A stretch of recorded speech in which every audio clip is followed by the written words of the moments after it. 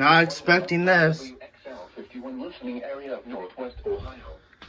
During potentially dangerous weather situations, specially built receivers are automatically activated to warn of impending hazard.